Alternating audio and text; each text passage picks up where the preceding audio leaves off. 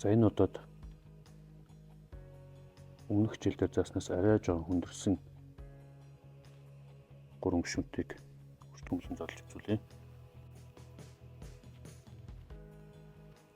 За ийм илэрхийлэл авч үзье. Энийг өрт хүмүүлэн задлахын тулд бүх гишүүд нь 3 хуваагдж байгаа гэдгийг анзаарвал 3-ыг хаалтнаас авч болно гэсэн үг.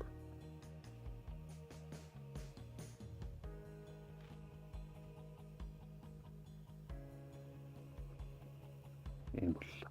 Одоо хаалтан дотор илэрхийлэл өрт хүмүүлэн задлжвал энэ илэрхийлэл өрт хүмүүлэн задлжна гэсэн үг. За тэгэхээр хаалтан дотор илэрхийллийн төвчийн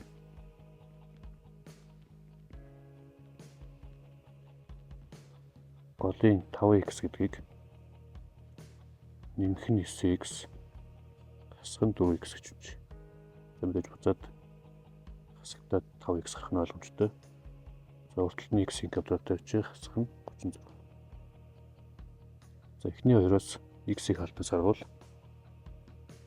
хаалтнтай x дээр нэмэх нь 9 үлдэнэ. 12-оос хасах 4-ийг хаалтнаас гаргавал x дээр нэмэх нь 9 үлдэнэ. За одоо x дээр нэмэх нь 9-ийг хаалтнаас гаргавал ийм болохгүй юу?